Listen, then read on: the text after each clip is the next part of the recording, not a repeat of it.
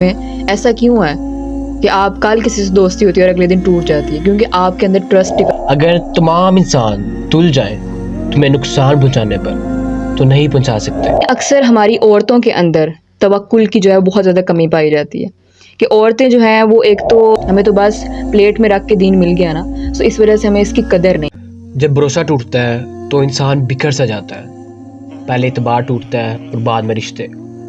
اصل میں لوگ ناواقف سے ہیں توکل سے۔ اصل میں توکل ہے کیا؟ دیکھیں، اعتماد، اعتبار، یقین، یہ سب رشتوں میں بہت اہم کردار ادا کرتے ہیں۔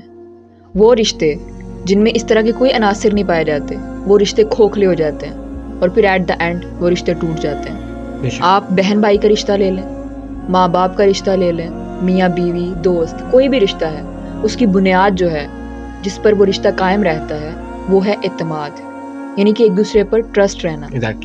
آج ہمارے معاشرے میں ایسا کیوں ہے کہ آپ کل کسی سے دوستی ہوتی ہے اور اگلے دن ٹوٹ جاتی ہے؟ کیونکہ آپ کے اندر ٹرسٹ ڈیولپ نہیں ہوتا۔ آپ کا ٹرسٹ کس لحاظ پہ ہے؟ مطلب کے اوپر۔ آپ ایک دوسرے کے لیے بالکل انجان ہے لیکن صرف اس غرض سے ایک دوسرے سے ملتے ہیں کہ آپ کو اس سے مطلب ہے۔ ہم نے اعتماد اور بھروسہ کرنا چھوڑ دیا ہوا ہے۔ جب دنیاوی رشتوں کی بنیاد اعتبار پر رکھی جاتی ہے تاکہ وہ مضبوط رہیں، تو یہ تو پھر بھی اللہ کے ساتھ آپ کا تعلق ہے۔ تو ایسا کیسے ہو سکتا ہے کہ آپ اللہ پر توکل نہ کریں اور آپ کا وہ رشتہ مضبوط رہے؟ سب سے پہلی جو سیڑھی ہے وہ ہے ہی توکل کی ہے کہ جیسے جیسے آپ توکل کریں گے آپ کا ایمان اور گہرا ہوتا جائے گا۔ دیکھیں، ہم اعتماد اور اعتبار تو کرتے ہیں لیکن اس کی سٹیج جو اس کا لیول ہے نا وہ بہت کم ہوتا ہے۔ بالکل ایسے ہی ہے کہ ہم لوگوں نے اللہ پر ایمان تو لے آئے لیکن اس پر ڈٹتے نہیں ہیں۔ ہم نے یہ زبان سے اقرار کر لیا، دل سے اس چیز کو قبول کر لیا، لیکن اس پر ڈٹتے نہیں ہیں ہم۔ جب آپ ایمان لائے ہیں تو آپ نے ڈٹنا بھی ہے، آپ نے اس چیز کے خلاف جانا ہے کہ میں حرام نہیں کماؤں گا، میں حلال کماؤں گا، کیونکہ یہ میرے اللہ کا حکم ہے۔ اور یہ چیز آپ میں کب آئے گی؟ جب آپ اللہ پر توکل کریں گے، جب آپ کی ضروریات جو ہیں وہ انسانوں پر مبنی ہو جائیں گی، جب آپ کا بھروسہ انسانوں پر ہونا شروع ہو جائے گا، پھر آپ اللہ کے راستے سے الگ ہو جائیں گے۔ کیونکہ اللہ تعالیٰ تو خود فرماتے ہیں نا کہ وہی بہترین رزق دینے والے ہیں۔ تو پھر ہم کیوں اپنے باس کو یا کسی اور انسان کو اپنا رازق سمجھ رہے ہیں؟ ٹھیک ہے، آپ کا تعلق ہے ان سے، لیکن آپ ان کو ہی سب کچھ نہ سمجھیں۔ یہ خوف کا جو بت ہے نا، اس کو آپ توڑیں کہ ہم نے صرف اللہ سے ڈرنا ہے، اللہ پر توکل کرنا ہے کہ اللہ تعالیٰ مجھے رزق دیں گے، آئی ڈونٹ نو کس طرح وہ دیں گے، لیکن وہ دیں گے کیونکہ وہی دینے والے ہیں۔ آپ سپوز کریں نا، جیسے آپ ایک ڈارک روم میں ہیں، ٹھیک ہے، اس میں دونوں طرف ایگزٹ ہے لیکن آپ نہیں جانتے کہ کون سا ایگزٹ آپ کو سیدھی طرف لے کر جائے گا، اور اس کمرے میں بالکل جو ہے وہ اندھیرا ہے۔ اس کنڈیشن میں جب آپ یہ سوچیں کہ میرا اللہ اس روم سے مجھے گائیڈ کرے گا اور مجھے نکالے گا اس کنڈیشن سے، یہ ہے توکل۔ کہ کچھ بھی آپ کو کہیں سے نظر نہیں آ رہا، کوئی راستہ نظر نہیں آ رہا، کوئی امید نظر نہیں آ رہی، لیکن پھر بھی آپ کا یہ ایمان ہونا کہ اللہ تعالیٰ مجھے اس مشکل سے نکالیں گے اور صرف وہی نکال سکتے ہیں، دیٹ از کالڈ توکل۔ اور یہی توکل دیکھیں، یہی نبیوں میں پایا گیا۔ کوئی ایسا نبی نہیں آیا دنیا پر جس نے اللہ پر توکل نہیں کیا۔ توکل ہی ایمان کی پہلی سیڑھی ہے۔ دیکھیں، حضرت موسیٰ علیہ السلام کا واقعہ آپ کے سامنے ہے کہ حضرت موسیٰ علیہ السلام کو جب جادوگروں نے آزمایا تو حضرت موسیٰ علیہ السلام خوف میں مبتلا ہو گئے کہ یا اللہ میں کیا، اللہ سے انہوں نے کہا کہ یا اللہ میں کیا کر سکتا ہوں؟ تو اللہ تعالیٰ نے کہا کہ موسیٰ، اپنا جو ڈنڈا ہے لکڑی کا اس کو زمین پر پھینکو۔ تو حضرت موسیٰ سوچتے کہ یہ لکڑی کا ڈنڈا اور اس کو میں پھینکوں گا تو کیا ہو جائے گا، لیکن حضرت موسیٰ نے اللہ پر توکل کیا اور اللہ پر بھروسہ کرتے ہوئے اس ڈنڈے کو جب زمین پر پھینکا تو وہ اژدہا بن گیا۔ اور کس طرح حضرت موسیٰ علیہ السلام نے وہاں سے نجات پائی۔ اسی طرح جب فرعون کا لشکر حضرت موسیٰ علیہ السلام کو گھیرا ڈالنے کے لیے آپ کے پیچھے پہنچا تو حضرت موسیٰ علیہ السلام، سمندر آ گیا سامنے، تو حضرت موسیٰ علیہ السلام کو اللہ نے کہا کہ موسیٰ، اپنا وہی عصا جو ہے وہ آپ سمندر میں پھینکیں تو وہ رستہ بن جائے گا۔ تو وہاں پر کیا تھا؟ وہاں پر توکل تھا، اللہ پر بھروسہ تھا نا، ٹرسٹ تھا کہ میں جو اللہ مجھے کہہ رہے ہیں میں کروں گا تو وہ ایسا ہی ہوگا۔ جب اللہ تعالیٰ ہمیں آج قرآن میں فرماتے ہیں کہ آپ نے جو ہے وہ اللہ پر ٹرسٹ کرنا ہے، آپ نے سیدھے راستے پر چلنا ہے، اور دیکھیں پھر اللہ تعالیٰ آپ کے لیے کیسے کیسے آسانیاں بنائے گا۔ جب اللہ تعالیٰ فرما رہے ہیں کہ ہر مشکل کے ساتھ آسانی ہے تو پھر ہم کیوں اللہ پر بھروسہ نہیں رکھتے؟ یہ تو وہی بات ہوگی نا کہ ہم مانے تو ٹھیک، ہم نے قرآن میں پڑھ لیا، ہم نے تسلیم کر لیا، لیکن پھر بھی جب امپلیمنٹیشن کی بات آ رہی ہے تو پھر ہم اس سے جو ہے وہ پیچھے ہٹ رہے ہیں، پھر بھی ہم نے دوسروں پر بھروسہ کرنا شروع کر دیا کہ ہاں وہ فلانے نے مجھے یہ بات کہی ہے نا تو وہ ضرور مدد کرے گا، جیسے حکومت ہے تو وہ حکومت کافی دعوے کرتی ہے۔ حدیث میں آتا ہے حضور صلی اللہ علیہ وآلہ وسلم نوجوان صحابہ کو تلقین کرتے فرماتے ہیں اگر تمام انسان تل جائیں تمہیں نقصان پہنچانے پر تو نہیں پہنچا سکتے مگر وہی جو اللہ تمہیں لکھ دیا ہو، اور اگر تمام انسان تل جائیں تمہیں نفع پہنچانے پر تو نہیں پہنچا سکتے مگر وہ جتنا اللہ لکھ دیا۔ تو انسانوں سے کیسا ڈرنا، انسانوں سے کیا امید لگانا؟ انسان سے کبھی امید نہ لگائیں، صرف اللہ تعالیٰ سے امید لگائیں، اپنی امیدیں، اپنی توقع، اپنی توکل صرف اللہ سے رکھیں۔ دیکھیں وہ جو اللہ کا راستہ اختیار کرے گا اللہ اس کے لیے مخرج پیدا کر دے گا، جہاں بالکل کچھ نظر نہیں آئے گا اللہ راستہ پیدا کرے گا۔ اس اعتبار سے اللہ مخرج پیدا کرتا ہے۔ آپ صحیح طریقے سے چلتے رہو، تقوی اختیار کرو، صحیح راستے پر جد و جہد کرو، اللہ پر چھوڑ دو کب اس چیز میں ملنا ہے، کب اس کا منظور ہونا ہے، کب کامیاب ہونا ہے۔ جب ہوگا وہ راستہ ایسا کھول دے گا کہ ہم گمان بھی نہیں کر سکتے۔ اور اللہ تعالیٰ قرآن پاک میں فرماتے ہیں نا وَيَرْزُقْهُ مِنْ حَيْثُ لَا يَحْتَسِبُ، اور ایسی ایسی جگہ سے روزی دیتا ہے جس کا اسے گمان بھی نہ ہو۔ اللہ تو کہتا ہے کہ میں رازق ہوں، ہے ایمان اور یقین اس پر؟ کر کے تو دیکھیں، اس پر اعتبار کریں، اس پر اعتبار کرنا ہی توکل ہے۔ وَمَنْ يَتَّقِ اللَّهَ يَجْعَلْ لَهُ مَخْرَجًا، اور جو شخص اللہ سے ڈرتا ہے اللہ اس کے لیے ایسے اسباب پیدا کر دیتا ہے کہ واللہ ہم سوچ بھی نہیں سکتے۔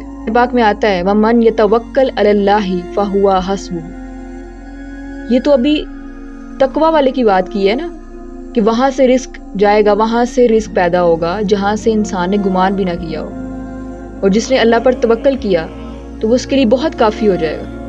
تو توکل کر کے تو دیکھیں، حسبہ وہ اس کے لیے کافی ہے۔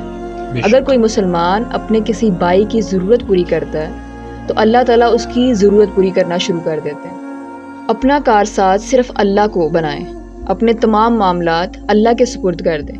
جب آپ اپنے تمام معاملات اللہ کے سپرد کر دیں گے تو اللہ تعالیٰ ایسے ایسے وسائل بنائے گا آپ کے لیے کہ آپ کی سوچ دنگ رہ جائے گی، آپ واللہ آپ کی آنکھوں سے آنسو جاری ہو جائیں گے کہ یار میں نے تو یہاں سے سوچا بھی نہ تھا، یہ تو مشکل مجھے ایسے لگ رہی تھی کہ مشکل میری جان ہی لے لے گی، لیکن پھر بھی میرے اللہ نے مجھ پر کرم کیا اور مجھے ایسے ایسے حالات سے آگاہ کرتا گیا اور ایسے ایسے میرے زندگی میں حالات پیدا کرتا گیا کہ وہ مشکلات آسان ہوگی میرے لیے۔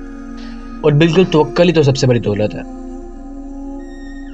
دیکھیں حضور صلی اللہ علیہ وآلہ وسلم نے فرمایا کہ اگر 2 مال تمہیں نصیب ہو جائیں تو سمجھنا کہ پوری کائنات کی نعمتیں تمہیں مل گئی ہیں۔ سبحان اللہ۔ 2 ٹائپس کی جو ہمارے پاس دولت آ جاتی ہے اگر وہ انسان کو مل جائے اکارڈنگ ٹو پروفٹ صلی اللہ علیہ وآلہ وسلم، تو یوں سمجھیں کہ پوری کائنات کی نعمتیں مل گئی ہیں۔ اور آپ سر نے فرمایا کہ وہ 2 نعمتیں، وہ 2 مال کون سے ہیں، وہ 2 دولتیں کون سی ہیں؟ پہلی ہے معاف کرنے کی دولت اور دوسری ہے یقین کی دولت۔ بے شک کہ وہ انسان جس کو اللہ تعالیٰ نے اتنا ظرف بخشا ہے کہ کوئی بھی اس سے برا سلوک کرتا ہے تو وہ اللہ کے سپرد اسے کر دیتا ہے اور اللہ کی رضا کے لیے اسے معاف کر دیتا ہے، تو یہ سب سے بڑی دولت ہے۔ اور دوسری دولت ہے یقین کی دولت، کہ کچھ بھی ہو جائے، آپ کی زندگی کتنے ہی مشکلات حالات میں آ جائے، کتنی ہی مشکلات کا شکار ہو جائے، لیکن پھر بھی آپ کا اس بات پر یقین ہو کہ اللہ میرا مالک ہے، اس کی طرف سے یہ آزمائش ہے، اس کی طرف سے یہ ساری پریشانیاں ہیں، اس نے ہی مجھے ان مشکلات میں ڈالا ہے کہ میں اس کے قریب ہو جاؤں۔ جب یہ آپ کا یقین ہو تو یہ آپ کی سب سے بڑی دولت ہے، اللہ۔ کہ آپ کی زندگی کتنے ہی کٹھن موڑ پہ آ گئی ہے، لیکن آپ بجائے کہ کسی اور کے آگے ہاتھ پھیلا رہے ہیں، آپ اللہ سے مانگتے ہیں، آپ اللہ سے ڈسکس کرتے ہیں اور اپنے سجدوں میں صرف اسے پکارتے ہیں کہ یا اللہ میری تمام تر مصیبتیں پریشانیاں تو جانتا ہے، تو ان سے واقف ہے، تو ہی مجھے ان سے نکال۔ تو یہ ہے وہ سب سے بڑی دولت۔ اور آج ہماری جو سوسائٹی ہے اس میں کیا ہے کہ ہمارا یقین نہیں رہا۔ اللہ تعالیٰ جب قرآن پاک میں ہمیں بشارتیں دے رہے ہیں، ہمیں بتا رہے ہیں کہ یہ چیزیں ہیں، ان پر تم عمل کرو گے تو تم کامیابی کی طرف جاؤ گے، لیکن ہمارا یقین نہیں ہے نا۔ ہمیں یہ لگتا ہے کہ ابھی پتہ نہیں کتنے سال بعد قیامت آنی ہے، جنت میں پتہ نہیں ہوگا یا نہیں، یعنی واللہ ہم نے صرف اس چیز کا اقرار کر لیا۔ ایکچولی دین میں وہ لوگ اس چیز کو زیادہ اچھے سے سمجھتے ہیں جو کہ اس دین میں بڑی مشکلوں کے بعد آئے ہیں۔ ہمیں تو بس پلیٹ میں رکھ کے دین مل گیا نا، تو اس وجہ سے ہمیں اس کی قدر نہیں ہے، بے شک اس وجہ سے ہمارا ان چیزوں پر یقین نہیں ہے. جب ہمیں مشکلات سے گزریں گے نا اور اس چیز کو پائیں گے تو پھر ہمیں اصل اس کی ویلیو کا اندازہ ہو. آپ ڈپریشن میں ہو، آپ ہار رہے ہو، آپ جیت رہے ہو، trust Allah for everything. بالکل. اور دیکھیں اللہ تعالیٰ کی ذات کسی وسیلے کی محتاج نہیں ہے. ہاں اللہ تعالیٰ وسیلوں کو پسند فرماتے ہیں لیکن اللہ تعالیٰ کسی وسیلے کی محتاج نہیں ہے. آپ یہ نہ سمجھے کہ دنیا میں آیا ہوں ماں باپ کا وسیلہ ہے. جب اللہ تعالیٰ چاہتا ہے تو حضرت عیسیٰ علیہ السلام کو بن باپ کے پیدا کر سکتا ہے. سبحان اللہ. جب اللہ تعالیٰ حضرت آدم علیہ السلام کو بن ماں باپ کے پیدا کر سکتا ہے تو اس کے لیے کیا مشکل ہے؟ یہ مشکلات جو ہیں یہ ہمارے انسان کے لیے ہیں، یہ ہمیں بہت میجر تھنگس لگتی ہیں اپنی زندگی میں. اللہ تعالیٰ بس کن کہتے ہیں اور وہ چیز ہو جاتی ہے.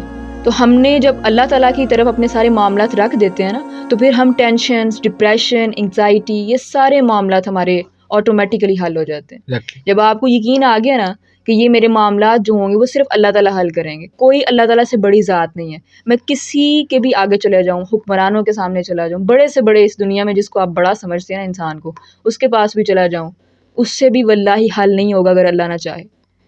تو اپنے معاملات جس نے اس کائنات کو بنایا ہے اس کے سامنے رکھیں. جب آپ اپنے معاملات کو اس کے سپرد کر دیں گے نا کہ یا اللہ یہ چیز، کہ یا اللہ یہ معاملہ ہے، اگر تو چاہے تو یہ مشکل نہیں ہے، تو آسان کر دے.